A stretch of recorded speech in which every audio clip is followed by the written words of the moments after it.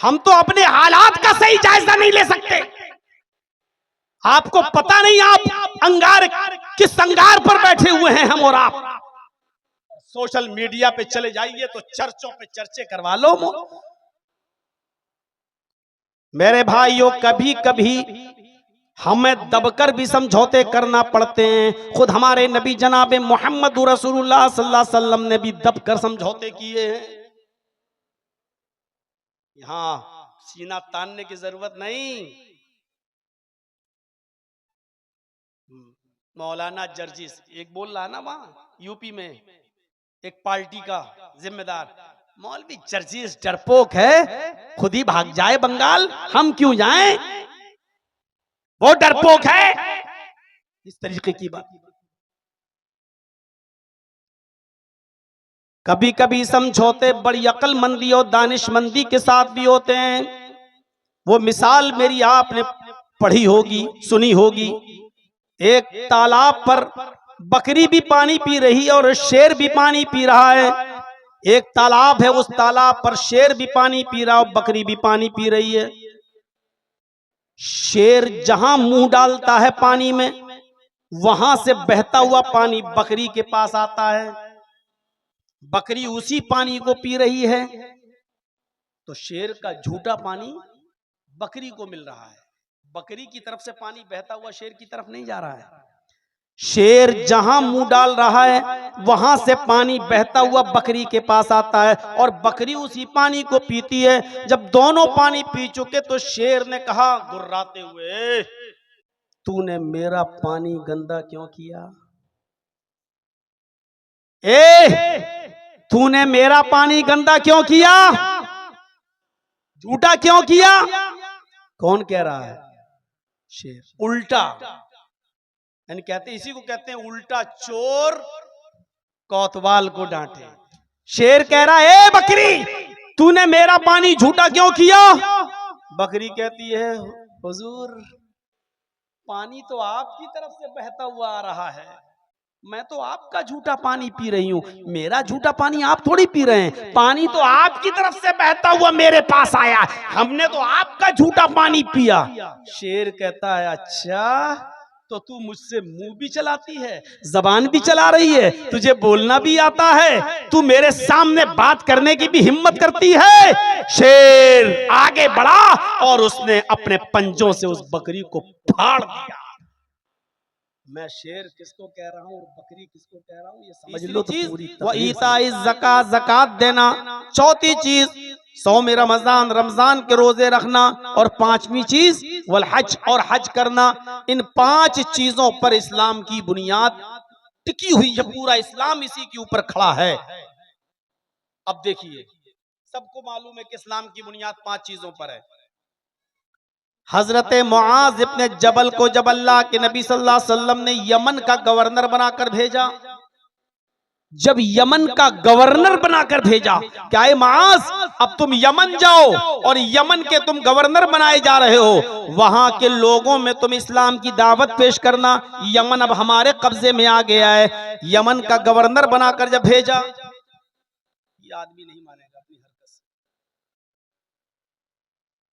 ये मान ही नहीं सकता है, ये बिल्कुल कुत्ते की दुम है, टेढ़ी रहेगी, वो कभी सीधी हो ही नहीं सकती। इसको हटाओ, बंद करो, इस चैनल को बिल्कुल बंद करो, इसको हटवा दो बिल्कुल। सब सुकून के साथ है, ये इसका नया है ना, इसका बंद करवाओ। नहीं बंद करेगा, वो बार बार कर रहा है, उसको बंद करो बिल्कुल, हटवा दो उसके दोनों चारों मोबाइल, बंद करिए। आप वीडियो बनाने के लायक नहीं हो आप। নিচু করেন ভাই, নিচু করেন, না হলে বন্ধ করেন। लगता है एक ही दिन में तुम 2 लाख रुपए कमाने के चक्कर में आए हो क्या?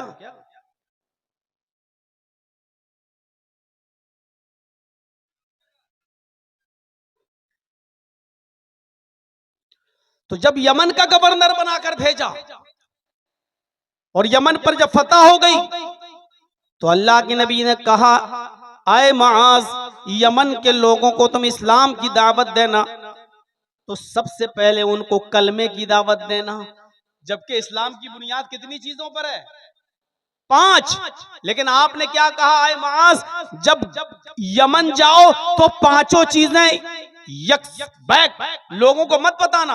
अगर पांचों चीजें लोगों को एक साथ बता दोगे तो भाग जाएंगे, कोई भी इस्लाम के करीब नहीं आएगा, कोई भी इस्लाम के करीब नहीं आएगा। इसलिए धीरे धीरे उनको इस्लाम की दावत देना और एक एक चीज की तरफ बुलाना।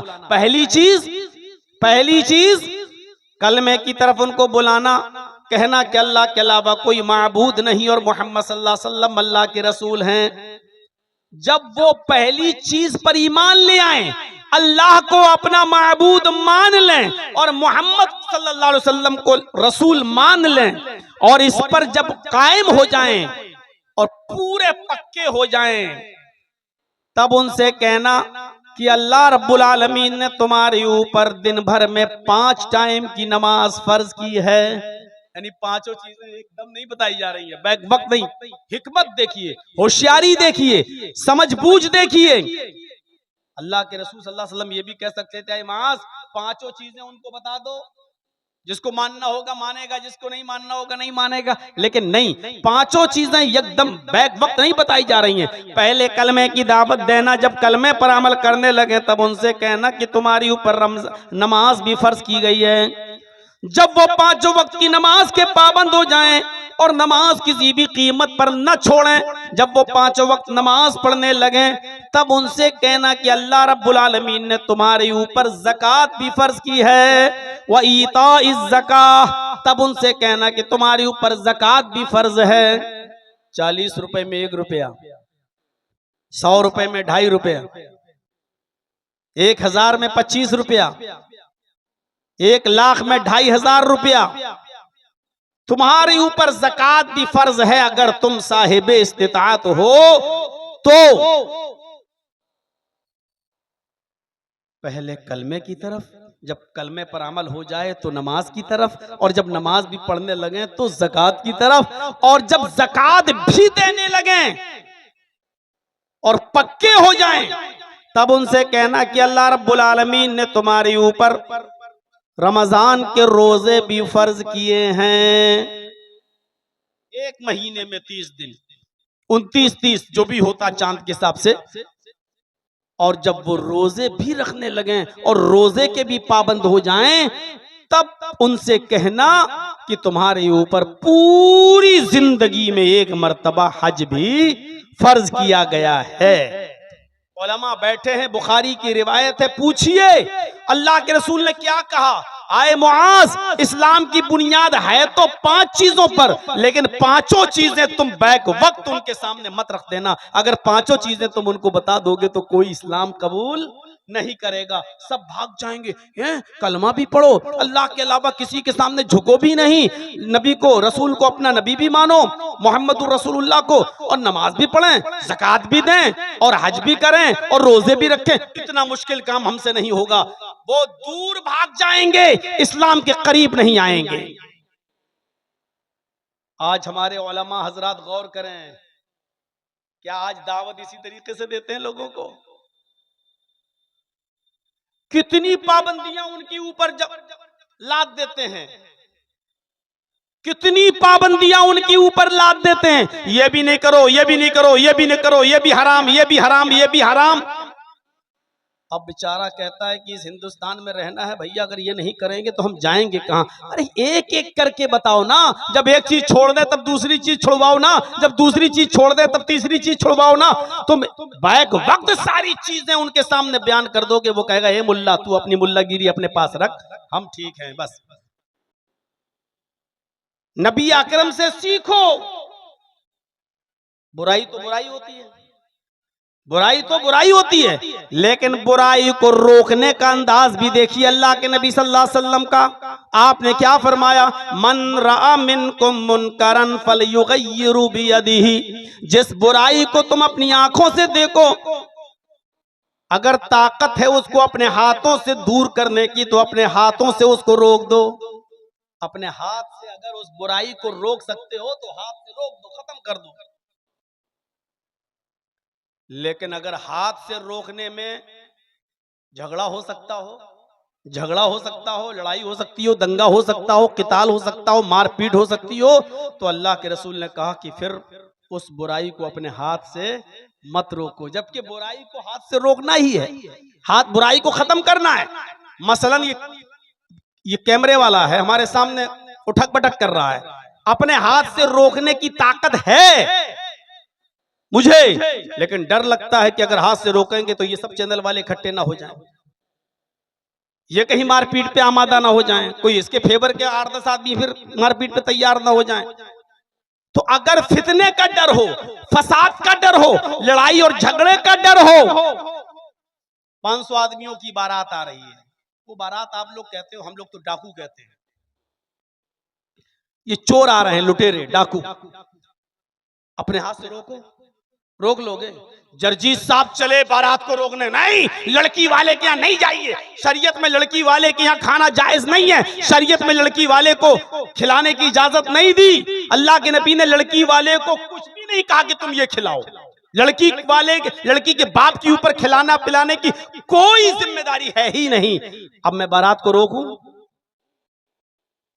लड़का भी मारेगा, लड़के का बाप भी मारेगा, जो 500 बाराती जा रहे हैं वो भी मारेंगे। ए मौलवी चुप, मिंबर पे खड़े होकर ये बात करना, जलसे में करना, यहां नहीं, या तेरे बाप की हुकूमत नहीं चल रही है, यहां मेरी चल रही है। वहां हम अपने हाथ से बारात को नहीं रोक पाएंगे, नहीं रोक पाएंगे। तो अब जबरदस्ती रोकने का हुक्म नहीं दिया कि जबरदस्ती रोको, नहीं, अगर तुम अपनी आंख से किसी बुराई को देख रहे हो, हाथ से रोकने की ताकत हो तो रोको। बारात तो नहीं रोक सकते हैं, लेकिन अपने बेटे का शराब पीते हुए देख रहे हैं, उसको तो रोक सकते हैं ना। अपनी बेटी को बेपर्दा घूमते हुए देख रहे हैं, वो तो रोक सकते हैं ना। मेरी बेटी कॉलेज में और यूनिवर्सिटी में पढ़ रही है और किसी गैर मुस्लिम लड़के के साथ गुफ्तगू करती है, उससे मोबाइल पे बात करती है, उसके साथ घूमती है, चाय की होटलों में जाती है, कैंटीन में बैठती है, इसको तो हम रोक सकते हैं ना। इसको भी रोकेंगे तो फितना होगा। तो जो अपने ताकत में हो वो काम करिए, और जो ताकत में ना हो तो आप जबरदस्ती उसको मत रोकिए। अल्लाह के नबी ने फरमाया फ़इल्लम यस्तति, अगर तुम्हें अपने हाथ से रोकने की ताकत ना हो, फितना फसाद का डर हो, फ़बिलिसान ही, तो अपनी जबान से मना करिए। अब जर्जीत साहब इस मोबाइल को अपने हाथ से तोड़ नहीं सकते क्योंकि खतरा है मारपीट का, तो अपनी जबान से रोकें। ए भैया ठीक हो जाओ, ए भैया संभल जाओ, जबान से रोकिए, जबान से। और अगर जबान से भी कहने में फितना है, आप जबान से बोलेंगे तब भी लोग लड़ने के लिए तैयार हैं। तू कौन होता है? होता कौन है? तो अल्लाह के नबी ने फरमाया अगर जबान से भी रोकने में फितना और फसाद फैलता हो तो छोड़ दो, जबान से भी मना मत करो। वइल्लम यस्तति' फबिक़ल्बिही, तो दिल से बुरा जानो। दिल से बुरा जानने का मतलब क्या? जर्जी साहब मेरी बेटे की शादी हो रही है, मैं बारात की दावत दे रहा हूं, आप चलिए। बारात रोक नहीं सकता, जबान से कहूंगा तो ये फितना फैलाएगा, वो भी सुनने के लिए तैयार नहीं है। अच्छा ठीक है, अब दिल से बुरा जानने का मतलब ये कि जर्जी साहब उस बारात में खुद शामिल ना हो, ठीक है, ना हम जबान से रोकेंगे ना हम हाथ से रोकेंगे, हम खुद नहीं जाएंगे, हम तो परहेजगार। यह है दिल से बुरा जानना, यानी बुराई को भी जबरदस्ती रोकने का हुक्म नहीं दिया। अगर फितना और फसाद फैलने का डर है, शरीयत ये कहती है बुराई को रोको, लेकिन ताकत हो तो। हजरत उमर खलीफा थे ना, एक शख्स को देखा, हंसेंगे आप, एक शख्स को देखा कि वो ये पैजामा जो था उनका, लुंगी टखने से नीचे था, ये यहां से, और किसी मुसलमान के लिए हलाल नहीं है कि वो टखने से नीचे कपड़ा पहने। टखना समझते हैं ना, ये इससे नीचे कपड़ा पहनना हराम है। मुसलमान क्या करता है, नमाज पढ़ने जाता तब ऊपर कर लेता है, बस ऐसे, और जैसी नमाज पढ़ के निकला फिर नीचे कर लिया। ये किसी भी कंडीशन में हलाल नहीं है। नमाज पढ़ रहे हो तब भी ऊपर होना चाहिए, चल रहे हो फिर रहे हो तब भी ऊपर होना चाहिए। ये टखने से नीचे नहीं होना चाहिए, टखने से नीचे है तो हराम है। अल्लाह के नबी फरमाते हैं कयामत के दिन अल्लाह उस शख्स के ऊपर रहमत की नजर नहीं डालेगा जिसका पैंट, जिसका पैजामा, जिसकी लुंगी, जिसका कपड़ा टखनों से नीचे होगा। दुनिया में जो कपड़ा टखनों से नीचे पहनता होगा, कयामत के दिन अल्लाह रब्बुल आलमीन उसके ऊपर रहमत की नजर नहीं डालेगा। दो ही नजरें होती हैं, या तो रहमत की या गुस्से की। जब रहमत की नजर नहीं डालेगा तो इसका मतलब क्या हुआ? गुस्से की नजर। क्या रब की गुस्से की नजर कोई मुसलमान बर्दाश्त कर सकता है? क्या अल्लाह की नफरत और गुस्से की नजर कोई सह सकता है? हजरत उमर फारूक ने एक आदमी को देखा कि वो टखने से नीचे पैजामा पहने हुए है, टखने से नीचे यहाँ। तो हजरत उमर ने उसको देखते ही कहा ताल। उसने पीछे मुड़ के देखा, अमीरुल मोमिनीन मैं। आपने कहा इधर आओ। जब वो करीब आया तो आपने उससे कहा अहाइस अंता। तर्जमा सुनिए, बहुत हंसी आएगी। आपने कहा अहाइस अंता, क्या तुझे पीरियड आ रहा है क्या? आप हमसे कह सकते हो मौलाना जर्जी साहब ये क्या बेहुदा बातें कर रहे हो। हजरत उमर ने उससे कहा अहाइस अंता, क्या तुझे पीरियड आ रहा है? महीना आ रहा है जो औरतों को आता है, लेडीज को आता है। तो उसने दाएं बाएं देखा घूम के कि अमीरुल मोमिनीन किससे कह रहे हैं? कहा कि तुझसे। हंसते हुए कहता मुझसे। हल यहीजुर रजुल, क्या मर्द को भी पीरियड आता है? हजरत उमर से क्या कहता है? हल यहीजुर रजुल, क्या मर्द को भी पीरियड आता है? तो हजरत उमर ने कहा क्या मर्द भी टखने से नीचे कपड़ा पहनता है? यानी अल्लाह के नबी ने टखने से नीचे कपड़ा पहनने का हक, अधिकार ये औरत को दिया है, लेडीज को दिया है, और ये तू अपना रहा है। अगर औरतों वाला काम कपड़ा पहनने में कर सकता है तो औरतों वाला काम पीरियड भी है, वो भी हो सकता है तुझे। उसने कहा नहीं नहीं नहीं ठीक है, मैं घर जाके छोटा कर लूंगा, अमीरुल मोमिनीन मुझे आप माफ कर दो। हजरत उमर ने कहा नहीं, अब तो मैंने अपनी आंख से देख लिया है और मेरे अंदर अपने हाथ से दूर करने की ताकत है। छुरी मंगवाई और उसका पैजामा जितना ऊपर था नीचे उसको काट के यहाँ तक कर दिया, फाड़ दिया, उसको काट दिया। कहा अमीरुल मोमिनीन मैं घर पे कर लेता। कहा नहीं, मैंने अपनी आंख से देख लिया है, इसलिए अब मैं ही छोटा करूंगा इसको, अपने हाथ से दूर कर। अपने हाथ से बुराई को रोको। ताकत ना हो तो अपने घर की तो रोको। आप अपनी बहनों, अपनी बेटियों, अपनी बीवियों को तो पर्दा करा सकते हो, दूसरे की बारात में आप रुकावट नहीं बन सकते हो। तो अपने बेटे की बारात तो शरीयत के मुताबिक ले जा सकते हो, अपनी बेटी का खाना तो शरीयत के मुताबिक कर सकते हो। ये जलसे किस लिए होते हैं? इस्लाह मुआशरे के लिए। मेरे भाइयों सुनिए, बहुत जरूरी है हिकमत, दानाई, होशियारी जो दीन के अंदर भी होनी चाहिए और दुनियावी मामले के अंदर भी होनी चाहिए। आइए एक और वाक़या सुनाऊं आपको, और दिलचस्प वाक़या। आप सुनते जाएंगे आपको एहसास होगा, आपको एहसास होगा। अल्लाह के नबी जनाब मोहम्मद रसूलुल्लाह सल्लल्लाहु अलैहि वसल्लम के पास एक नौजवान आता है और आकर कहता है अय अल्लाह के नबी, मैं देहाती हूं, नया नया इस्लाम लाया हूं, बुराइयों में डूबा हुआ हूं, मेरे अंदर 4 बुराइयां पाई जाती हैं। तबरानी की और दारमी की रिवायत है, जरा गौर से सुनिएगा, बहुत ज्यादा आप इंजॉय करेंगे इस हदीस को सुनकर। अय अल्लाह के नबी, मेरे अंदर 4 बुराइयां पाई जाती हैं, लेकिन चारों नहीं छोड़ सकता। आपके कहने पर एक छोड़ दूंगा बस। अब कोई जर्जीस से कहे कि मौलाना जर्जी साहब मेरे अंदर बहुत सी बुराइयां पाई जाती हैं, लेकिन आप कहें तो एक छोड़ दूंगा, तो मैं कहूंगा भाग, छोड़ना तो पूरी छोड़, एक छोड़ दूंगा क्या मतलब? अल्लाह के नबी से कह रहा है अल्लाह के रसूल, मेरे अंदर 4 बुराइयां पाई जाती हैं, आपके कहने पर एक छोड़ सकता हूं, लेकिन चारों नहीं छूट पाएंगे। तो आपने कहा अच्छा ये बताओ कि बुराइयां क्या क्या हैं, बुराइयां क्या क्या हैं, तब हम बताएं कि कौन सी बुराई छोड़ दो। कहा अल्लाह के नबी सल्लल्लाहु अलैहि वसल्लम, पहली बुराई है कि मैं रात में शराब पीता हूं। नौजवानों जरा सुनिएगा, मैं शराब पीता हूं, पहली बुराई।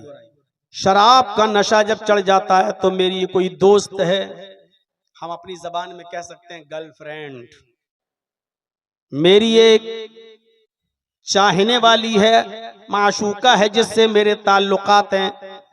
जब शराब का नशा चढ़ जाता है तो फिर मेरा दूसरा काम यह है कि मैं अपनी गर्लफ्रेंड के पास जाता हूं, अपनी माशूका के पास जाता हूं और उसके साथ जिना भी करता हूं। दो बुराइयां। आपने कहा अच्छा, और तीसरी बुराई? कहा जब मैं जिना करके फारिग होता हूं तो रात काफी हो जाती है, तो रात के अंधेरे का फायदा उठाकर आय अल्लाह के नबी मैं चोरी भी करता हूं। आपने कहा अच्छा, तीन, और चौथा गुनाह? कहा अल्लाह के रसूल बात बात पर मैं झूठ भी बोलता हूं। अगर आप मुझसे पूछेंगे जिना किया था या नहीं, मैं कह दूंगा नहीं। अगर आप कहेंगे चोरी की थी या नहीं, तो मैं कह दूंगा नहीं। आप कहेंगे शराब पीती या नहीं, मैं कह दूंगा नहीं। मैं झूठ बहुत बोलता हूं। चार बुराइयां हैं मेरे अंदर। हिकमत देखिए, होशियारी, दीन की तरफ बुलाने में भी होशियारी और गुनाहों से रोकने में भी हिकमत, दानाई, होशियारी। बंगाल वालों, तुम तो इलेक्शन और चुनाव के मौके पर भी होशियारी नहीं अपना पा रहे हो। इस्लाम तो दीन के अंदर भी दानाई और हिकमत की बात कर रहा है, बुराइयां रोकने में भी हिकमत। तुम अपने दुनियावी मामले में भी हिकमत नहीं अपना पा रहे हो। आज नॉर्मल किस्म का की गाय खरीदोगे ना, नॉर्मल किस्म की गाय, तो वो भी 10 से 15 हजार से कम नहीं मिलेगी। नॉर्मल किस्म का बकरा भी अगर आप खरीदोगे ना, तो वो भी 5 से 10 हजार से नीचे नहीं मिलेगा। और एक नॉर्मल किस्म का कुत्ता भी अगर आप खरीदोगे तो वो भी 5,000 4,000 से कम नहीं मिलेगा आपको। नॉर्मल किस्म का कुत्ता, नॉर्मल किस्म के कुत्ते की कीमत फिर भी 4,000 5,000 है। आ जाइएगा हमारी बस्ती में, आ जाइएगा हमारे इलाके में, 200 200 500 500 रुपए में वोट खरीद लिए जाते हैं। ये 500 रुपया लो, कल वहां मोहर लगा देना, वोट बटन दबा देना जहां मैं कह रहा हूं। हमारे वोट की कीमत, हमारे जमीर की कीमत, हमारी हैसियत 500 और 1000 रुपए से ज्यादा की नहीं है। इसीलिए हमें ये दिन देखना पड़ रहे हैं, हमें ये दिन अपनी आंखों से देखना पड़ रहे हैं मेरे भाइयों। हम अपना फैसला नहीं कर पाते। तकरीर कर रहा हूं, बंगाल में आग लग रही है अंजना ओम कश्यप को, देख रहे हैं आप? बाकायदा आंकड़े बयान करना पड़ रहे हैं उसको। यूपी के मौलाना ने कहा बंगाल सुरक्षित है, यूपी से अब हमें भागकर बंगाल शिफ्ट हो जाना चाहिए। अब वो यूपी के आंकड़े दिखा रही है मेरा नाम लेकर। अंजना ओम कश्यप, मेरे मोबाइल में वीडियो में रिकॉर्ड है वो। एक मामूली मौलवी को कितना ऊंचा बना दिया उसने। पूरी दुनिया ने देखा उसका ये प्रचार। और इन चैनल वालों की मेहरबानियां हैं, वही चीज काट के पेश करते हैं जो लपक लेता है, आज तक लपक लेता है जी न्यूज। इन चैनल वालों को मैं हराम खोर सुअर सब बोल चुका हूं, लेकिन फिर भी अपनी हरकत से बाज नहीं आते। चंद रुपया कमाने के लिए किसी की इज्जत के साथ सौदा करते हैं ये बेगैरत। एक चैनल वाला तो हमारी 5 साल पुरानी तकरीर चला रहा है और उसमें कह रहा है ये ममता का दलाल है। अरे वो खुद बीजेपी की डाली हुई हड्डी खा खाकर पल रही है, बढ़ रही है, चल रही है, बीजेपी की दलाल है, और हमारे बारे में कहती है ममता का दलाल। मिल गया ना मसाला। अब इसी को काट छांट के कल पेश करोगे ना, तभी तुम्हारे व्यूज बढ़ेंगे ना। और मेरी नजर अब तुम्हारे ऊपर रहेगी, कसम खुदा की मैं केस करूंगा, रिपोर्ट करूंगा क्राइम ब्रांच में, और तुम्हारे चैनल को हम बंद करवाएंगे, अल्लाह की कसम, अगर ये चीज आई सामने।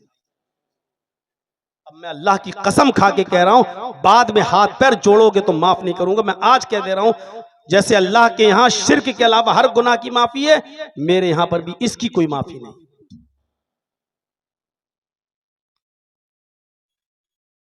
मेरा कुछ नहीं हो रहा,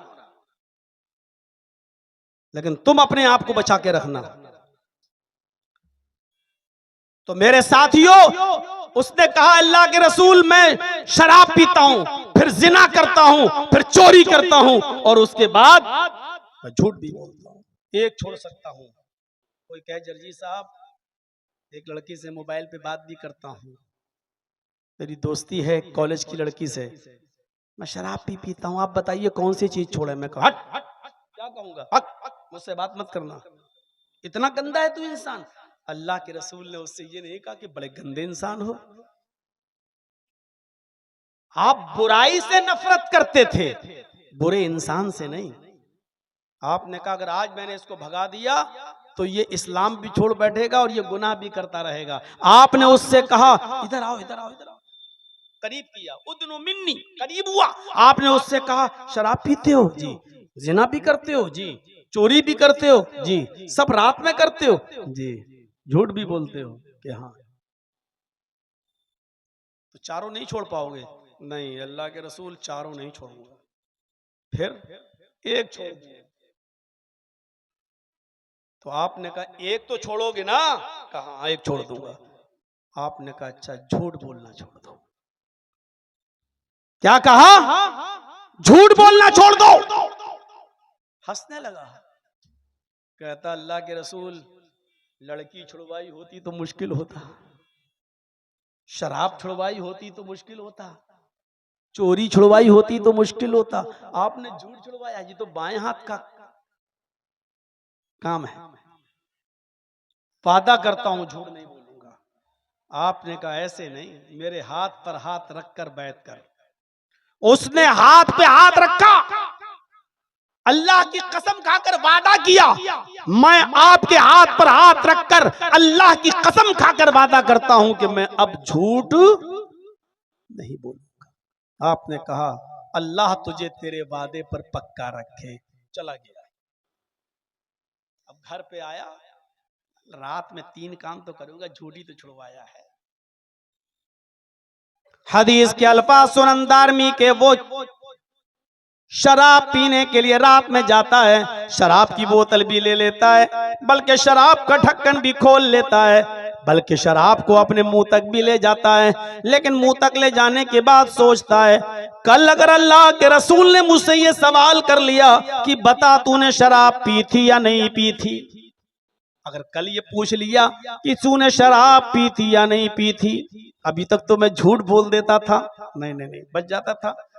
अब अगर कल अल्लाह के रसूल ने पूछ लिया कि शराब पीती या नहीं पीती, और अगर मैंने ये कह दिया कि हाँ पिया था, तो जब मुजरिम खुद अपने जुर्म को कबूल कर लेगा, जब मैं खुद इकरार कर लूंगा, तो अब किसी गवाह की जरूरत नहीं है।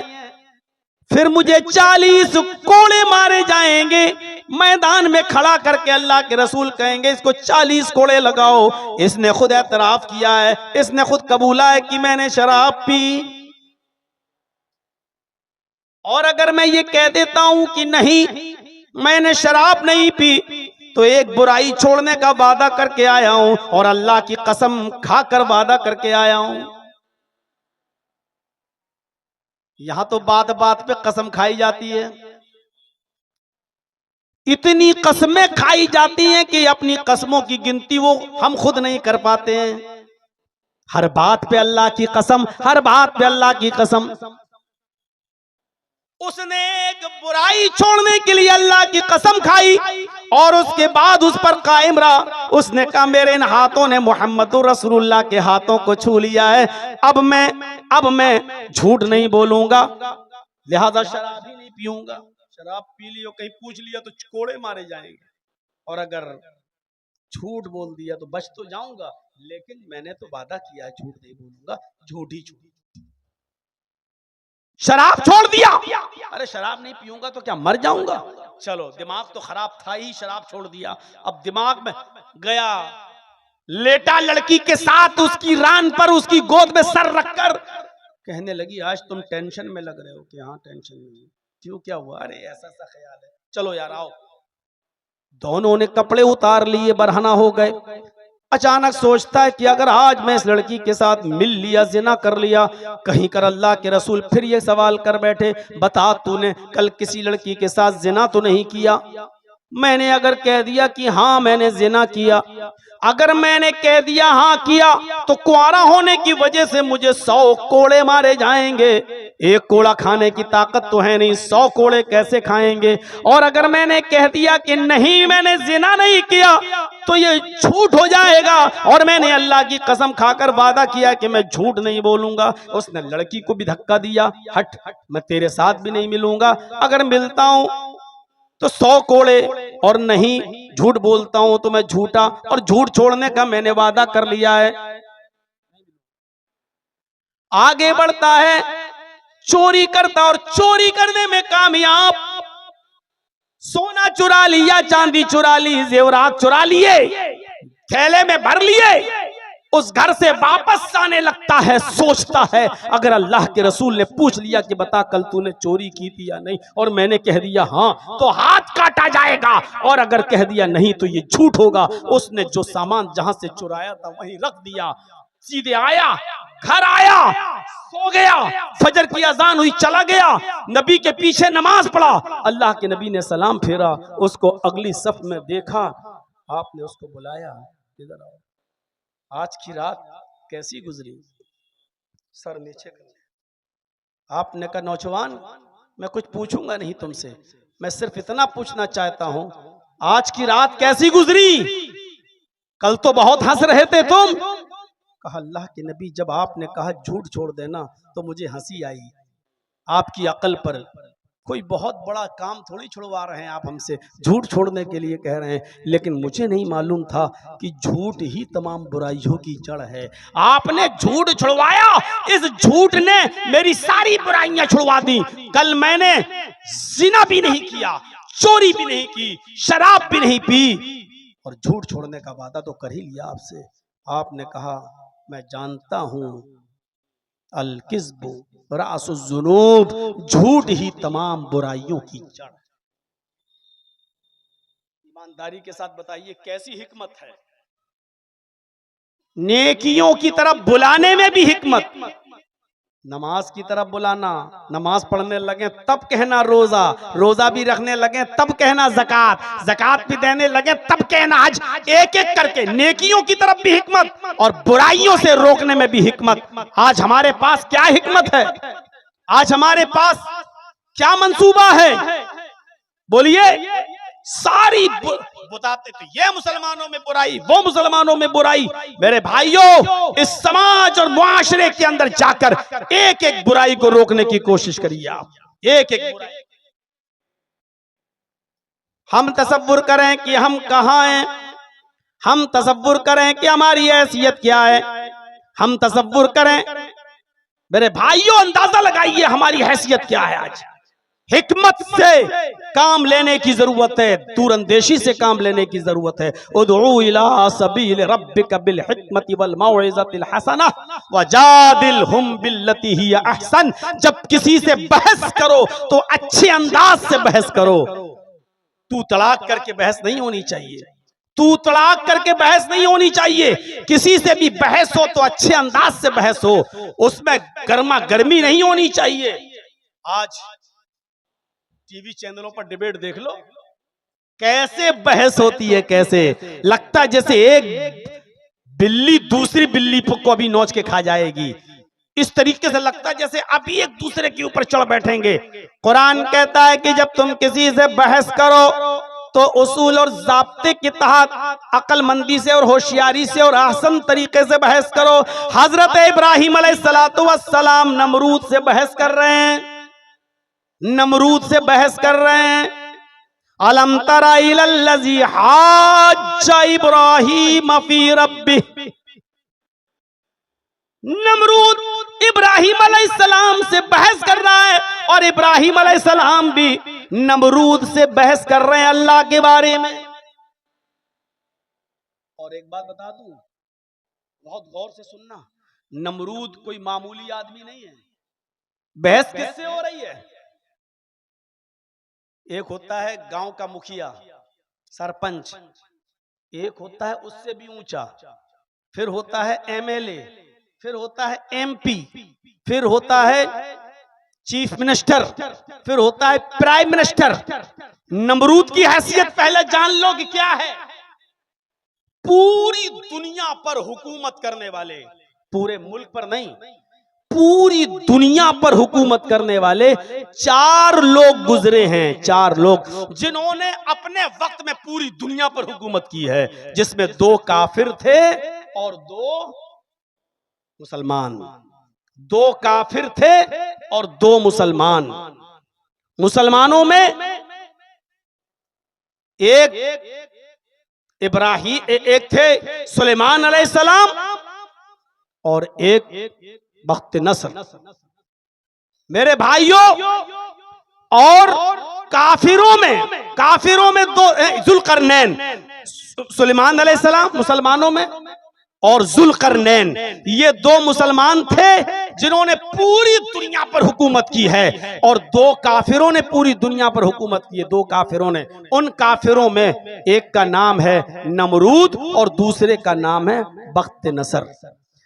ये 2 काफिर थे जिन्होंने पूरी दुनिया पर हुकूमत की है। तो पूरी दुनिया पर हुकूमत करने वाला कौन है? नमरूद। ये गांव का सरपंच नहीं है, ये गांव का मुखिया नहीं है, ये गांव का प्रमुख नहीं है, ये एमएलए नहीं है, ये एमपी नहीं है, ये चीफ मिनिस्टर भी नहीं है, ये प्राइम मिनिस्टर भी नहीं है, बल्कि पूरी दुनिया पर हुकूमत करने वाला है, पूरी दुनिया पर। और इब्राहिम अलैहिस्सलाम किससे मुनाजरा कर रहे हैं, किससे डिबेट कर रहे हैं? जो पूरी दुनिया का हाकिम वक्त है, पूरी दुनिया पर हुकूमत करता है। तौहीद इंसान के अंदर इतनी बहादुरी पैदा कर देती है, एक अल्लाह की इबादत इतनी बहादुरी पैदा कर देती है कि इंसान पूरी दुनिया के बादशाह के सामने टकरा जाता है। बात कितने अच्छे अंदाज में होती है, देखिए, बहस में तू तलाक नहीं, बहस में गाली गलूज नहीं, बहुत आसान और अच्छे तरीके से इब्राहिम अलैहिस्सलाम ने कहा, मेरा रब वो है, रब्बी अल्लज़ी युही व युमीत। अरे नमरूद, मेरा रब वो है जो जिंदा करता है और मारता है।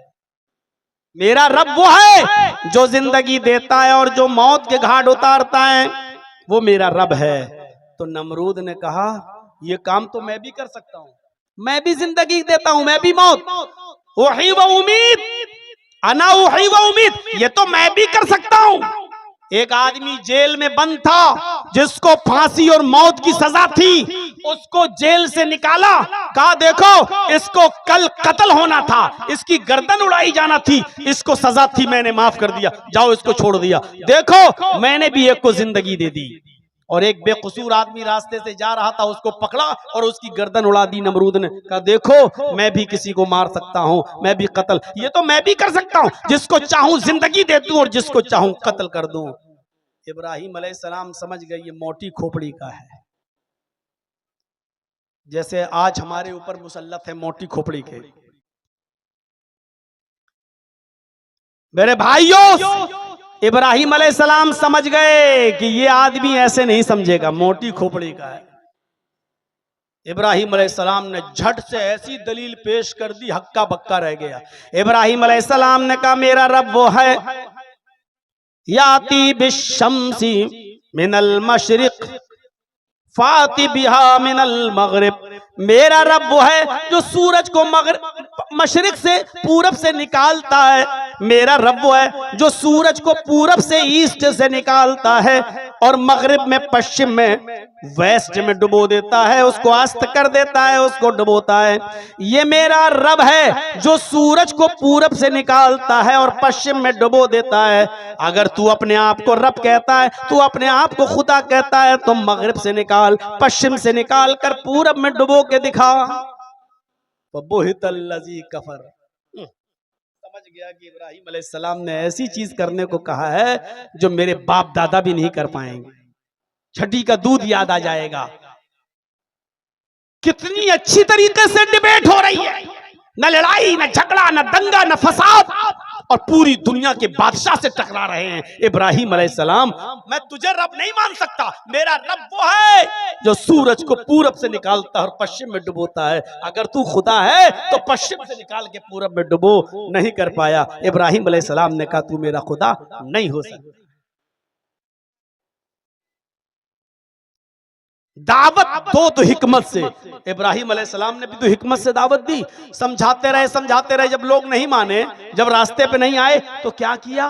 बुत खाने में घुस गए। आप मत घुस जाइएगा, हिंदुस्तान में रह रहे हो। इब्राहिम अलैहिस्सलाम बुत खाने में घुस गए, सारे बुतों को तोड़ दिया और जो सबसे बड़ा बुत था उसको छोड़ दिया। देखिए अक्लमंदी, तानाई देखिए, होशियारी देखिए। जो सबसे बड़ा बुत था उसको छोड़ दिया और जिस कुल्हाड़ी से सारे बुतों को काटा था, तोड़ा था, वही कुल्हाड़ी बड़े वाले बुत के गले में टांग दी और चले आए। अब ये लोग सब मेले से वापस आए तो देखा किसी की गर्दन कटी है, किसी का हाथ कटा पड़ा है, किसी का पेट फटा पड़ा है, कोई औंधे मुंह डला है, कोई ऐसे। ये मेरे माबूदों के साथ, मेरे खुदाओं के साथ ये हालत किसने की?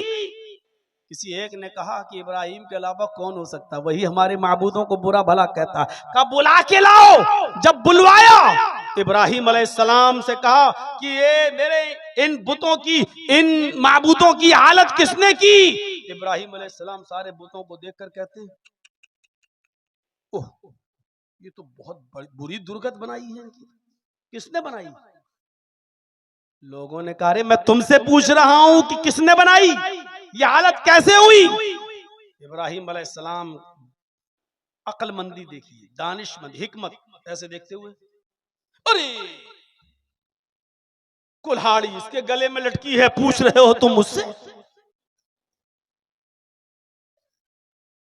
इसके गले में कुल्हाड़ी लटकी, इसी ने मारा होगा इन सबको, हमसे क्या पूछ रहे हो? जो बुलवाना था वो देखिए अंदाज। हाय इब्राहिम, तुम अच्छी तरीके से जानते हो ये बड़ा बुत उतर भी नहीं सकता, कुल्हाड़ी पकड़ भी नहीं सकता, चल भी नहीं सकता, यहां आ भी नहीं सकता, कुल्हाड़ी चला भी नहीं सकता, मार भी नहीं सकता, ये कुछ नहीं कर सकता। फिर ये कैसे कत्ल करेगा, कैसे मारेगा? यही कहलवाना था इब्राहिम अलैहिस्सलाम। कहा तुमने तो खुद ही जवाब दे दिया।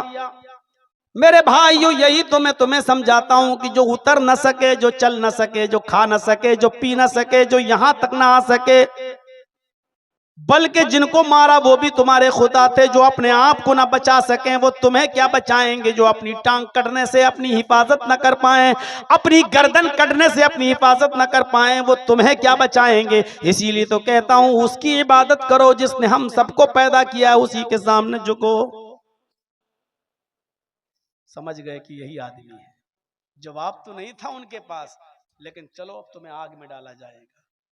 लेकिन दलील दी तो हिकमत के साथ, दानाई के साथ। वो अलग बात है कि तौहीद की दावत में परेशानियां तो आएंगी, इब्राहिम अलैहिस्सलाम के ऊपर भी परेशानियां आई, लेकिन गाली नहीं दी, बुरा भला नहीं कहा, हिकमत के साथ कितने अच्छे स्टाइल में समझाया।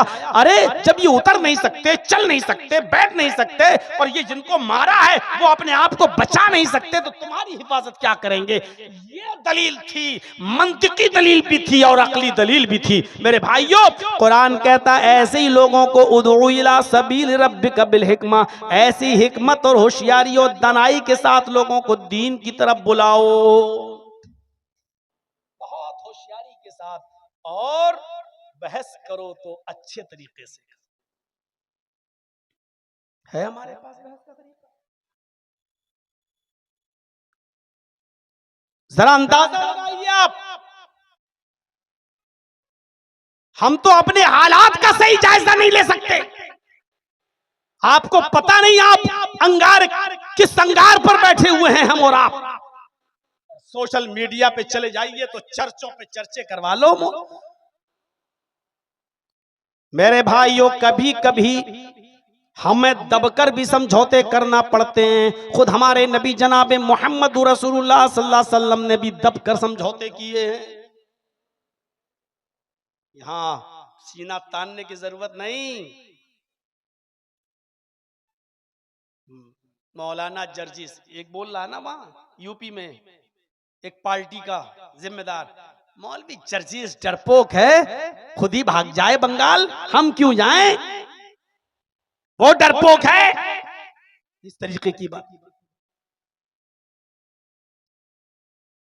कभी कभी समझौते बड़ी अक्लमंदी और दानिशमंदी के साथ भी होते हैं।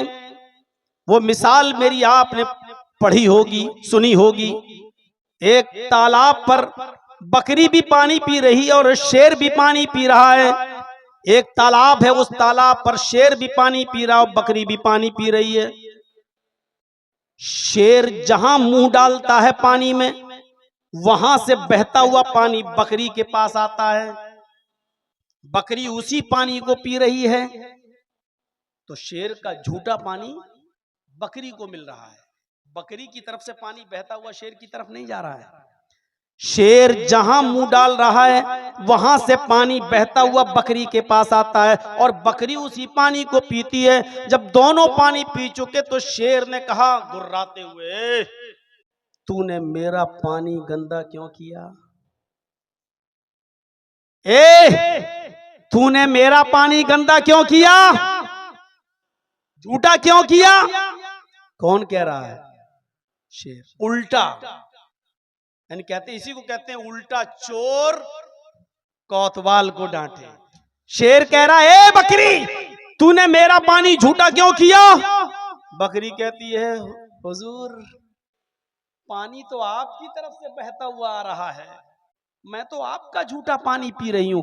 मेरा झूठा पानी आप थोड़ी पी रहे हैं, पानी तो आपकी तरफ से बहता हुआ मेरे पास आया, हमने तो आपका झूठा पानी पिया।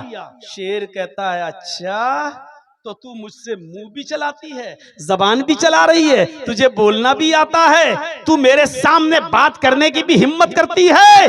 शेर आगे बढ़ा और उसने अपने पंजों से उस बकरी को फाड़ दिया। मैं शेर किसको कह रहा हूं और बकरी किसको कह रहा हूं, ये समझ लो तो पूरी तकरीर समझ में आ जाएगी।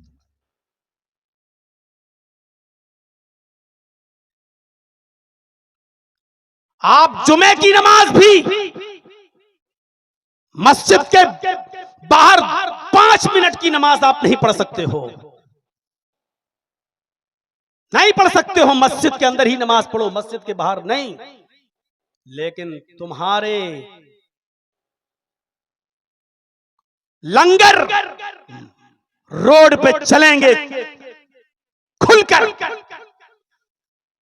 तुम्हारे कांवड़िए सरेआम घूम के चलेंगे सड़कों पर, जाम लगाते हुए, उसके ऊपर हेलीकॉप्टर से फूलों की बारिश भी होगी। जहां चाहेंगे वहां रुक जाएंगे और डेरा डालेंगे। अगर आप ये कहो, ठीक है साहब, हम अपनी नमाजें तो मस्जिद में पढ़ेंगे, लेकिन आपके भाई भी तो बाहर में लंगर डालते हैं, खाने खिलाते हैं, सड़कें जाम करते हैं, होली का रंग सड़कों पर खुलेआम फेंका जाता है, सड़कें जाम होती हैं, तो आपसे कहा जाएगा तेरे मुंह में जबान भी है, तुझे बोलना भी आता है, तू हमारे खिलाफ होता कौन है बोलने वाला?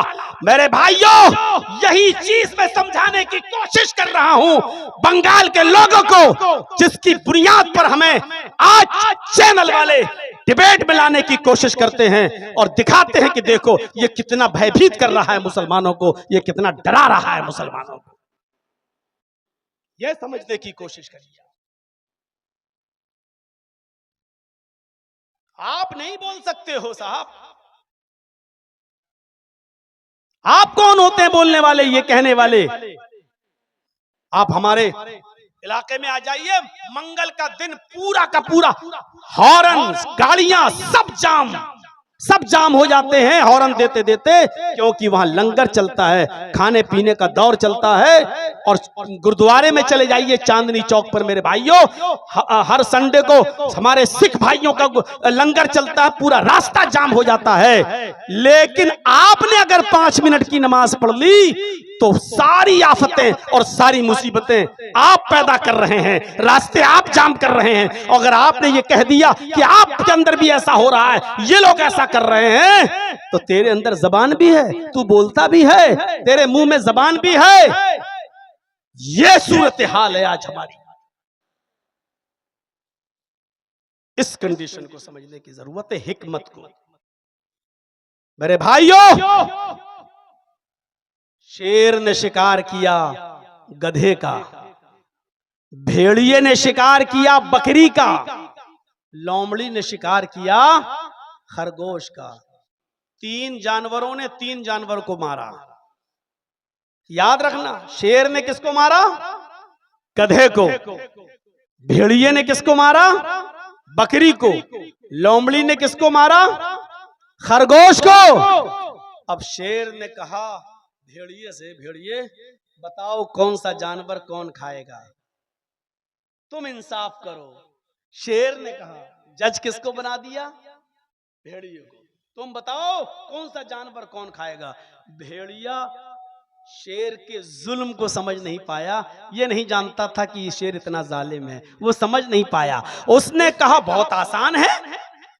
कहा क्या आसान है? कहा गधा आपने मारा, बड़ा भी है, गधा आप खा लीजिए। बकरी मैंने मारी, मेरे हिसाब की ठीक है, बकरी मैं खा लेता हूं।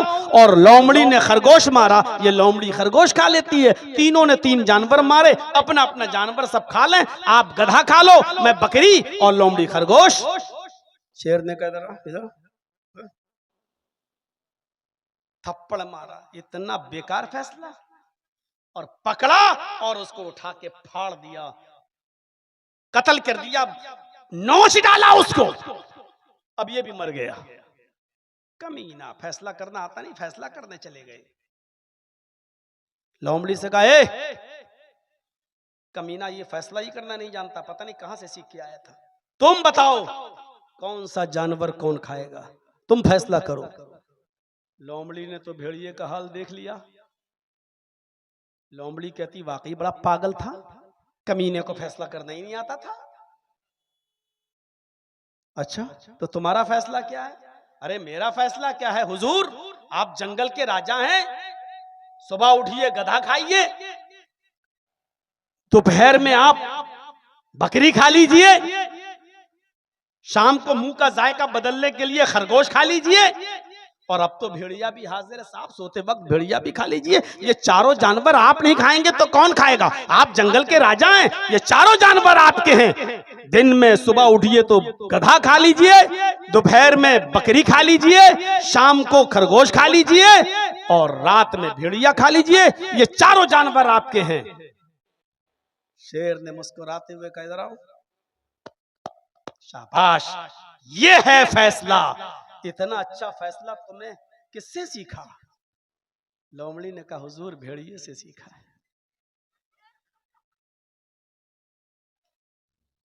लोमड़ी ने कहा हुजूर भेड़िए से सीखा है। शेर ने कहा तुम समझदार, समझदार थी, जान बचा ली। यही समझदारी की जरूरत है, यही समझदारी की जरूरत है। मैं जानता हूं बहुत से लोगों के कलेजे मुरझा रहे होंगे कि मौलवी जर्जीस तो हमारा पत्ता गोल करने आ रहा है। मैं किसी का चमचागिरी करने नहीं आया, न किसी को मैं करने आया हूं, न किसी का वो। आपका मामला आप जानो। मेरे प्यारे साथियों, ये बैठे, ये हमारे साथ आया अमीन, ये पूछिए पूर्णिया का है, बड़े शौक से गए थे साहब, क्या क्या सोचकर कहां। जब इनकी दुकानों पर बुलडोजर चले तब इनको छठी का दूध याद आ गया।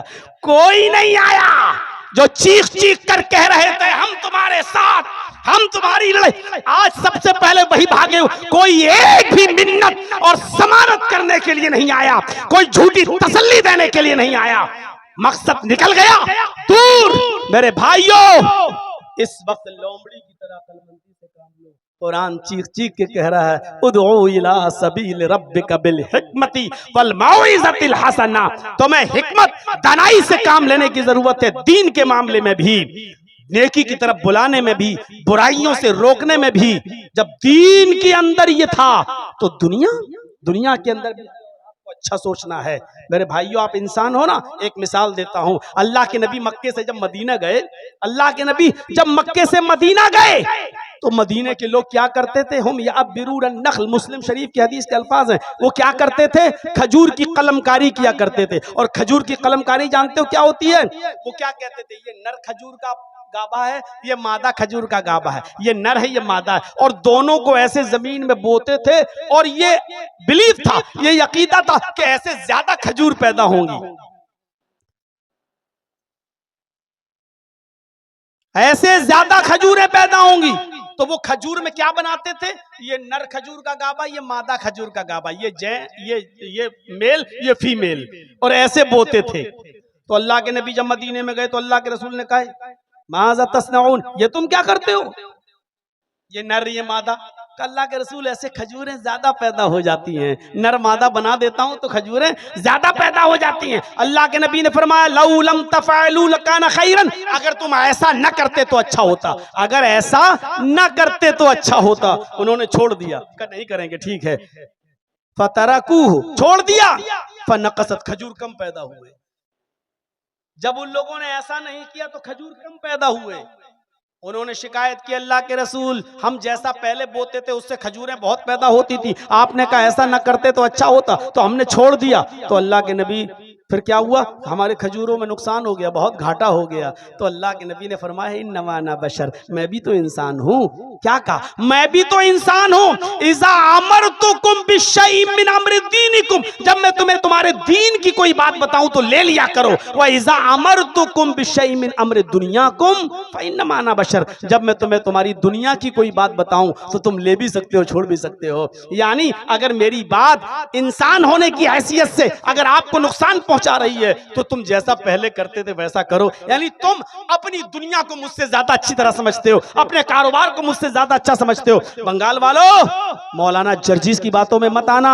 तुम अपना मामला हमसे अच्छा समझते हो, तुम अपने इलाके के हालात हमसे अच्छा समझते हो, तुम अपने यहाँ के मिजाज को हमसे अच्छा समझते हो। तुम अपने मिजाज से काम करना। मौलवी जर्जीस की बातों में क्यों आए हो? मौलवी जर्जीस अब तो यूपी नहीं संभाल पा रहा, तुम्हारा क्या संभालेगा? तुम अपने इलाके को देखो। मेरे भाइयों, ये हिकमत और दानिशमंदी की जरूरत है आज हमें और आपको सबको। और सुनिए, क्या बात बताने की जब आई तो बता देता हूं मेरे भाइयों। अल्लाह के नबी के पास एक नौजवान आया, और सुनो नौजवानों, सुनो। एक नौजवान आया और कहता, अल्लाह के रसूल, मस्जिद में, अरे अल्लाह के रसूल, क्या मुझे जिना की इजाजत दीजिए। पूछो उलमा से, भाई हकीकी रिवायत है, इजाजत किसकी मांग रहा है? जिना करने की।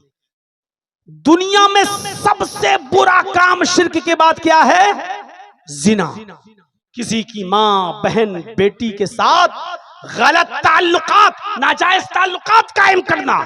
वो किस चीज की परमिशन मांग रहा है? दुनिया के सबसे गंदे काम की। और किससे मांग रहा है? दुनिया के सबसे बेहतर और अच्छे इंसान से, मोहम्मदुर रसूलुल्लाह से। नौजवानों, ये वाकया जरूर सुन लीजिएगा। अल्लाह के नबी से कहता है, अल्लाह के रसूल, मुझे जिना की इजाजत दीजिए। जिना के लिए मेरे पास इंतजाम है, यानी मेरी कोई दोस्त है, मेरी गर्लफ्रेंड है, मुझे बस परमिशन दीजिए। अब सहाबा किराम उसको ऐसे कोहनी मार के कह रहे हैं, चुप चुप चुप, क्या क्या बोल रहा तू? अल्लाह के नबी ने कहा, नहीं साथियों, इधर आओ। मस्जिद में जिना की इजाजत, दुनिया की सबसे मुबारक हस्ती के सामने दुनिया के सबसे गंदे काम की। अभी कोई मौलाना जर्जी से कहे कि जर्जी साहब, हमारे यहाँ अड्डे हैं, बने हुए हैं 500,000 रुपए में, क्या इजाजत है? तो हम क्या कहेंगे? कभी ने, आज के बाद बात मत करना, इतने गंदे काम की इजाजत ना, भाग, तेरे घर में माँ बहन नहीं है, ये समझाने का अंदाज है आज हम लोग। अल्लाह के नबी के सामने वो कह रहा, साहबा भी कह रहे हैं क्या मांग, चुप। अल्लाह के नबी कहते नहीं, जरा उद्नु मिन्नी, मेरे करीब हो जाओ। बुलाया, क्या कह रहे हो, खुल के कहो क्या कहते हो। अल्लाह के रसूल, मैं जिना करना चाहता हूं, एक लड़की से दोस्ती है मेरी, आपकी परमिशन की जरूरत है। आपने कहा ठीक है, मैं दे दूंगा परमिशन, लेकिन सुनो, जो काम तुम उस लड़की के साथ करना चाहते हो, अगर मैं तुमसे ये कहूं ये काम तुम अपनी माँ के साथ करो तो करोगे? क्या अंदाज था समझाने। जो काम तुम उस लड़की के साथ करना चाहते हो, अगर मैं तुमसे ये कहूं कि ये काम तुम अपनी माँ के साथ करो, इसलिए कि जो चीज उसके पास है वही तुम्हारे माँ के पास भी है। सोचोगे आप? उसने कहा फिदा का भी वो उम्मी या रसूल अल्लाह, अय अल्लाह के नबी, मेरे माँ बाप आप पर कुर्बान, मैं ऐसा नहीं कर सकता। कौन शरीफ इंसान है जो अपनी माँ के साथ जिना करेगा? आपने कहा अच्छा ठीक है, अपनी बहन के साथ ये काम करोगे?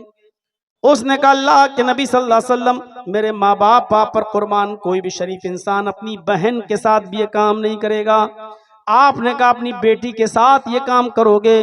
उसने कहा अल्लाह के नबी, कोई भी शरीफ इंसान अपनी बेटी के साथ भी ये काम नहीं कर सकता। आपने कहा अच्छा ऐसा करो, अपनी खाला के साथ ये काम कर लो। उसने कहा कोई शरीफ इंसान अपनी खाला के साथ भी ऐसा नहीं कर सकता। आपने फरमाया अपनी फूफी के साथ ये काम कर लो। कहता मेरे माँ बाप आप पर कुर्बान, अय अल्लाह के नबी, कोई भी शरीफ इंसान अपनी फूफी के साथ भी ये काम नहीं कर सकता। आपने कहा जिस लड़की के साथ तुम जिना की परमिशन मांग रहे हो, वो भी किसी की माँ होगी, वो भी किसी की बहन होगी, वो भी किसी की बेटी होगी, वो भी किसी की फूफी होगी, वो भी किसी की खाला होगी। जब तुम अपनी बहन और बेटी के साथ, अपनी माँ के साथ ये काम करना गवारा नहीं कर रहे हो, और ये भी नहीं चाहते हो कि कोई दूसरा तुम्हारी माँ बहन बेटी के साथ ये काम करे, तो फिर दूसरा ये कैसे चाहेगा, जिसकी वो बहन होगी बेटी होगी भी, वो कैसे पसंद करेगा कि मेरी बहन के साथ, मेरी बेटी के साथ, मेरी फूफी के साथ ये गलत काम हो? कैसे बर्दाश्त करेगा? बोलो, तुम करोगे? कहा नहीं। तो फिर वो कैसे करेगा अगर उसको पता चलेगा तो? कहने लगा अल्लाह के नबी, आपने जैसे समझाया मुझे अच्छी तरीके से इल्म हो गया, मेरे सर पे हाथ फेरिए और मेरे लिए दुआ करिए। अल्लाह के नबी ने उसके सर पे हाथ फेरते हुए फरमाया, आय अल्लाह, इस नौजवान की नजरों की हिफाजत फरमा। उस नौजवान का बयान है कि उस दिन की तारीख से फिर मेरी नजर किसी लड़की तो छोड़ो, किसी हराम चीज की तरफ फिर मेरी नजर नहीं उठी। इस अंदाज से समझाते थे, डायरेक्ट ये नहीं कहते थे भाग जिना की इजाजत लेने आया, नहीं। आपने कहा इधर आओ, समझाया तो ऐसे समझाया कि ये काम क्या तुम अपनी माँ के साथ करोगे, अपनी बहन के साथ करोगे, अपनी बेटी के साथ करने को तैयार हो, अपनी फूफी और चची के साथ करने को तैयार हो? उसने हर बात पे कहा नहीं। आज भी किसी से पूछा जाए तो वो यही कहेगा कि नहीं। मेरे इटावा में एक रिक्शे वाला था, बहुत पुरानी बात है, मेरे इटावा में एक रिक्शे वाला था, एक अमीर आदमी उस आदमी के रिक्शे पर बैठता है, और इत्तेफाक देखिए उससे कोई झगड़ा हो जाता है किसी बात का, वो अमीर आदमी बड़ा सोर्स वाला था, उसने मारा पीटा और झगड़े का इल्जाम उस लड़के के ऊपर, उस रिक्शे वाले, उस गरीब आदमी के ऊपर लगा दिया और उसको जेल भिजवा दिया, और ऐसा घिनौना इल्जाम लगवाया जिस पर उसको 4 साल की सजा होती है। उसके बाप नहीं थे, उस लड़के की माँ नहीं थी, सिर्फ एक बहन थी, वो बहन भी 17-18 साल की हो चुकी थी।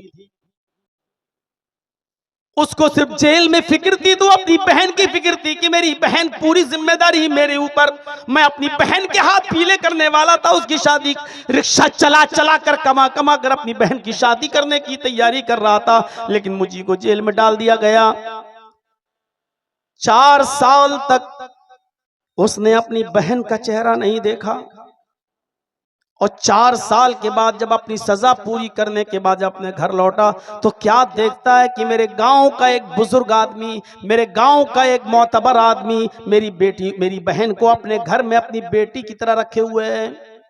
उसने उसकी परवरिश की, खिलाया पिलाया और आराम से रखा।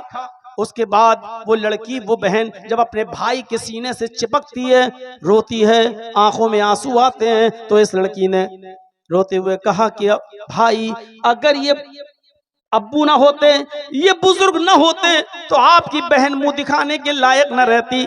मैंने सोच लिया था कि अपने भाई को जेल से छुड़ाने के लिए मुझे कुछ भी करना पड़े, मुझे अपना जिस्म ही क्यों ना बेचना पड़े, लेकिन मैं आपको जेल से छुड़ाऊंगी। लेकिन इस बुजुर्ग ने मेरी बड़ी इज्जत की है, अपनी बेटी की तरह रखा है, इसलिए मेरा हौसला बढ़ता गया। आए मेरे भाई, अगर ये बुजुर्ग ना होता तो आज आपकी बहन आपको मुंह दिखाने के लायक ना होती। जैसे उसने ये कहा, इस रिक्शे वाले भाई ने अपनी बहन का मुंह पकड़ लिया और कहा, खामोश, चुप चुप खामोश। दुनिया में ऐसा कोई मर्द पैदा ही नहीं हुआ है जो मेरी बहन पर गलत नजर डाल सके। उसने मुस्कुराते हुए कहा, भाई अपनी बहन पर इतना गर्व कैसे? उसने कहा, बहन पर गर्व नहीं, मुझे अपने आप पर गर्व है। मेरी बहन, तेरा भाई रिक्शा चला चला कर तेरे जहेज का इंतजाम करता है, तेरा पेट पालता था। एक ही सपना था कि मैं अपनी बहन का घर बसा सकूं। मेरी बहन, तेरे भाई के रिक्शे पर कॉलेज की लड़कियां भी बैठती हैं, स्कूल की लड़कियां भी बैठती हैं। तेरा भाई अपने गमछे से सीट साफ करता है और उन लड़कियों को बिठाकर उनको कॉलेज तक, उनके स्कूल तक पहुंचाता है। मेरी बहन, तेरे भाई के रिक्शे पर अब तक जितनी भी लड़कियां बैठी हैं, तेरे भाई ने उनको अपनी बहन की नजर से देखा है। तेरे भाई ने उनको अपनी बहन की नजर से देखा है। जब मैंने किसी की बहन बेटी पर गलत नजर नहीं डाली, जब मैंने हर एक को अपनी बहन की नजर से देखा है, जब मैंने किसी की बहन पर गलत नजर नहीं डाली, तो ऐसा कौन माँ का लाल है जो मेरी बहन पर गलत नजर डाले? फख्र के साथ यहाँ जितने भी बैठे हैं सुन लो, जितने दूसरों की बहनों बेटियों पर गलत नजरें डालते हैं और मोबाइलों पर रात रात भर लगे रहते हैं, सुन लो, तुम्हारी बहनों बेटियां भी महफूज नहीं है। गर्व के साथ वही कह सकता है जो दूसरों की बहन को अपनी बहन, दूसरों की बेटियों को अपनी बेटी समझेगा, वो गर्व के साथ कह सकता है कि मेरी बहन पर कोई गलत नजर नहीं डाल सकता, मेरी बेटी पर कोई गलत नजर नहीं डाल सकता। इस हम्माम में सब नंगे नजर आए। है इतनी हिम्मत, है इतनी जुर्रत, है इतनी बहादुरी जो ये कह सको, मेरे भाइयों, हमें और आपको पहचानना पड़ेगा। अल्लाह के रसूल इस तरीके से बुराइयों को रुकवा रहे हैं, नहीं भगा नहीं रहे हैं। आप कह रहे हैं अपनी बहन के साथ, अपनी माँ के साथ करोगे, आखिरकार शर्मिंदा होता है और आप उसके लिए दुआ करते हैं। अपने आप को बुराइयों से बचाओ, इस हद तक बचाओ कि अल्लाह के नबी रमजान के महीने में एतिकाफ में बैठे हुए हैं। एतिकाफ में, एतिकाफ समझते हैं ना, एतिकाफ में बैठे हुए हैं। दो बीवियां अल्लाह के रसूल सल्लल्लाहु अलैहि वसल्लम से मुलाकात करने के लिए आती हैं। दो बीवियां, नबी की दो बीवियां मुलाकात करने आती हैं। अगर कोई मर्द मस्जिद में एतिकाफ में बैठा है तो उसकी बेटी मिलने आ सकती, उसकी बीवी भी उससे मिलने आ सकती है, कोई बुराई नहीं है। अल्लाह के नबी एतिकाफ में बैठे हैं, आपकी दो बीवियां आपसे मिलने आई, थोड़ी देर रुकी, घर की बात हुई और चलने लगी।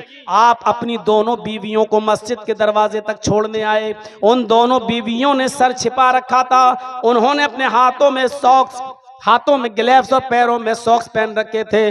अल्लाह के नबी जब अपनी बीवियों को मस्जिद के दरवाजे पर छोड़ने आए तो दो अंसारी नौजवानों को आते हुए देखा।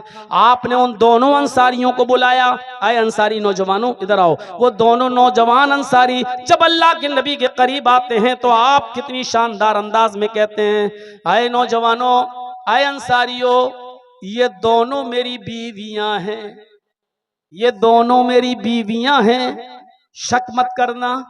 अल्लाह के नबी, आप कैसी बात कर रहे हैं, आपके ऊपर कौन शक कर सकता है? आपने कहा नहीं, यहां से गुजरने के बाद शैतान जो खून की रगों में दौड़ता है वो हमारे दिलों में ये वसवसा डाल सकता। पता नहीं मोहम्मद किन औरतों से बात कर रहा था। देखो ये दोनों मेरी बीवियां हैं, कोई पराई नहीं है। इस तरीके से गुनाहों से बचा करते थे कि आपको शक है कि ये दोनों जाने के बाद कहीं मेरे बारे में गलत बातें न फैलाएं। आप बुलाकर कहते थे ये दोनों मेरी बीवियां हैं, कोई और नहीं। शरीयत तो ये कहती है कि साली भी अपनी बहनोई की मोटरसाइकिल पर नहीं बैठ सकती, और शरीयत तो ये कहती है कि कोई भाभी भी अपनी देवर के साथ ससुराल से घर नहीं आ सकती। मैके से घर नहीं आ सकती ससुराल, और न ससुराल से अपने मैके जा सकती है। देवर होता कौन है? यहां तो भाई खुद हुक्म देता है छोटे भाई को कि भाभी को ले आओ, भाभी को छोड़ाओ। यहाँ बीवी खुद कहती है कि लो छोटी बहन को घर छोड़ाओ, छोटी बहन को स्कूल छोड़ाओ। ये जुल्म है, ये ज्यादती है, ये जुल्म है, ये ज्यादती है। शरीयत का मिजाज तो यह है कि कोई साली भी अपने जीजा के साथ सफर नहीं कर सकती है। मियाँ और बीवी खाना खा रहे हैं, जर्जीस अपनी बीवी के साथ बैठकर खाना खा रहा है, बीवी की मौजूदगी में बीवी की बहन और मेरी साली अगर घर में आ जाए तो बीवी के साथ बीवी की मौजूदगी में भी वो मेरे साथ खाना नहीं खा सकती है। शरीयत बीवी की मौजूदगी में भी साली को अपने जीजा के साथ बीवी की मौजूदगी में भी खाने की इजाजत नहीं देती। और जब इजाजत साथ में नहीं देती, शौहर के साथ भी नहीं देती, तो अकेले तुम्हें बाइक पर बैठकर खगड़ा मेला जाने की इजाजत देगी शरीयत? ये खगड़ा का नाम मैंने क्यों लिया? बहुत सोच समझ के लिया है मेरे भाइयों। इसकी इजाजत देगी ये शरीयत जब बीवी की मौजूदगी में साली को इजाजत नहीं है कि जीजा के साथ बैठ के खाना खाए, तो स्कूल जाएगी जीजा के साथ। और यही हाल भाभी का भी है, अपने देवर के साथ खाना नहीं खा सकती है, अपने शौहर की मौजूदगी में भी पर्दा है। और पर्दा भी इतना जबरदस्त। और आईतल हम व या रसूल अल्लाह, अल्लाह के रसूल क्या देवर से भी पर्दा करूं? आपने कहा दुनिया वालों से कुछ कमी हो जाए तो चलेगा, देवर से नहीं। कहा देवर से भी करूं? कहा देवर तो मौत है, अलहमुल मौत, देवर तो मौत है। देवर मौत। एक वाकया सुने हो सऊदी अरब का? भोपाल का एक आदमी था, सऊदिया में काम करता था। सऊदिया में वो टैक्सी चलाता था। टैक्सी सुने हैं वाकया? नहीं सुने तो सुन लो। टैक्सी चलाता था और उसकी ड्यूटी थी कि वो दिन भर टैक्सी चलाता था और रात में आके सोता था। तो एक बार वो ऐसे ही कपड़ा डाले बैठा हुआ था टैक्सी ड्राइवर जद्दा में, और ऊपर अपना हैंडकरचीफ रुमाल डाले हुए था। उसको कोई पैसेंजर नहीं मिल रहा था। थोड़ी देर के बाद एक औरत आई, उसका पेट बड़ा था, उसके पेट में बच्चा। वो आई, कहने लगी ए जल्दी से मुझे हॉस्पिटल लेके चलो, तुम मुझे इंडियन लगते हो, तुम जल्दी से मुझे हॉस्पिटल लेके चलो, मुझे डिलीवरी का वक्त है। उसने ऐसे देखा, जल्दी बैठाला, पीछे की डिग्गी खोली और जल्दी से ये ड्राइवर, ये भोपाल का ये आदमी जल्दी से अपनी इस औरत को लेकर अस्पताल पहुंच गया। उधर इसका पेट देखकर इमरजेंसी में जल्दी से इस औरत को लोग लेके गए। इसने कहा कमबख्त अंदर चली गई, मेरा पैसा भी नहीं देके गई, कितना अपना। उससे कहा बैठो बैठो, अभी बैठो, चेकअप हो जा। इसने सोचा पता नहीं कितनी देर लगेगी, क्या लगेगी। अच्छा, इससे पूछा तुम उस औरत को लेके आए हो जो अभी अंदर गई? कहा जी। अपना मोबाइल नंबर लिखो इस पर। तो मोबाइल तो चलता नहीं था उस वक्त। उसने जल्दी से अपने घर का लैंडलाइन का नंबर लिख दिया कि ये मेरा है, और जब वो औरत सही हो तो मुझे बता देना भैया, मैं इससे पैसे ऐसे लेते हुए निकल जाऊंगा, अभी पता नहीं क्या है। ये चला गया अपने घर। रात में अपने घर सोया, सुबह फजर में उठा, घंटी बज गई, फोन की, हेलो जी, कल आप उस औरत को लेके आए थे? जी जी जी जी, हॉस्पिटल में छोड़ा था, अब वही बोल रहे हैं? जी। अरे यार, कहाँ अपनी बीवी को तुम छोड़ के चले गए हो? हैं? बताओ, बेचारी रात भर परेशान रही, जल्दी आओ, जल्दी आओ, तुम्हें याद कर रही है, लड़का हुआ है तुम्हें। उसने कहा ए डॉक्टर, दिमाग ठीक है तेरा? अच्छा हुआ ये फोन मैंने उठाया, मेरी बीवी ने नहीं उठाया, वरना यही महाभारत का युद्ध हो जाता। कहा आ रहे हो या नहीं आ रहे हो? इंडियन लोग बड़े कमीने होते हैं, पहले ये सब कर लेते हैं, बाद में कहते हैं कि बीवी नहीं है मेरी, इधर जल्दी आओ, नहीं तो अभी पुलिस भेजता हूं तुम्हारे घर। नहीं नहीं नहीं, मैं आ रहा हूं। सीधे गया ड्राइवर टैक्सी चलाते हुए और सीधे उसी रूम में पहुंचा जहां ये लड़की औरत थी, और डांटते हुए कहता कमबख्त चुड़ैल नागिन डाइन, मैं ही मिला था हैं? इस बच्चे का बाप कहलाने के लिए तुझे शर्म नहीं आई? मैंने तेरे साथ हमदर्दी की और यहाँ तक लेके आया, बजाय मेरे पैसे देने के इस बच्चे का बाप मुझे बता रही है। अब रो के कहती अरे आपको क्या हो गया है? थोड़ी सी लड़ाई में आप इतनी बड़ी सजा दे रहे हैं। अरे हर मियाँ बीवी में लड़ाई हो जाती है, थोड़ी सी सजा का आप इतना बड़ा मुझे अरे तो गले पड़ गई इसके। इसने कहा डॉक्टर साहब, ये मेरी बीवी नहीं है, बहुत हुज्जत चली। वो कहती है अल्लाह की कसम इसी का बच्चा है, और ये कहता है अल्लाह की कसम इसका बच्चा नहीं, मेरा बच्चा नहीं है। मामला इतना तूल पकड़ गया, इतना तूल पकड़ गया कि डॉक्टरों ने आके कहा अच्छा रुको, अभी डीएनए टेस्ट करता हूं तुम्हारा इस बच्चे के खून से। और जैसे ही बच्चे का ब्लड और इसका ब्लड लिया तो औरत कहती है कि डॉक्टर साहब मशीनें कभी कभी गलत रिपोर्ट भी दे देती हैं। अभी आदमी कहता चुप, गलत रिपोर्ट दे देती हैं मशीनें, गलत रिपोर्ट देती हैं, तू गलत है। डॉक्टर ने कहा कोई बात नहीं, 2 दिन में पता चल जाएगा, जाओ 2 दिन के बाद आना। अब ये 2 दिन के बाद जब रिपोर्ट आई तो डॉक्टर ये गया भागते हुए, हाँ डॉक्टर साहब क्या हुआ? डॉक्टर साहब ने उसी औरत के सामने इसकी रिपोर्ट पेश करते हुए कहा ये झूठी है, तुम बिल्कुल सही हो, डीएनए टेस्ट से ये साबित हो गया कि ये बच्चा तुम्हारा नहीं है, ये झूठी है, मक्कार है ये औरत। अब औरत कहती डॉक्टर साहब मैंने कहा था ना कि मशीनें कभी कभी गलत रिपोर्ट दे देती है, ये डॉक्टर साहब ये बिल्कुल गलत है, मैं फिर कसम खा के कहती हूँ ये इसी का बच्चा है। अब ये कहता चुप चुप, तेरी पोल सामने खुल गई है, तू नालायक औरत है, पता नहीं किसका पाप अपने पेट में पालती हो मेरे ऊपर। अब गरीबान पकड़ लेती है, डॉक्टर साहब इसी का बच्चा है। डॉक्टर साहब सर पकड़ के कहते छोड़ इसको। अरे मेरी बहन मैं कैसे बताऊं तुझे, इसकी रिपोर्ट में आया ये बच्चा है ही नहीं इसका। कहा नहीं इसी का बच्चा है। कहा डॉक्टर साहब ने बहन इसकी रिपोर्ट बताती है ये बाप बन ही नहीं सकता, और तुम कह रही हो कि ये बच्चा इसका है, ये तो बाप बन ही नहीं सकता, इसकी रिपोर्ट में साफ आया है कि ये बाप बनने के लायक ही नहीं है। अब इसका दिमाग चकराया, क्या क्या कह रहे हो, मैं बाप नहीं बन सकता? डॉक्टर साहब मेरे 6 बच्चे हैं। डॉक्टर साहब मेरे किसी पूरी जिंदगी में ऐसा केस नहीं आया है, तुम्हारे 6 बच्चे हैं, रिपोर्ट बता रही तुम बाप नहीं बन सकते हो।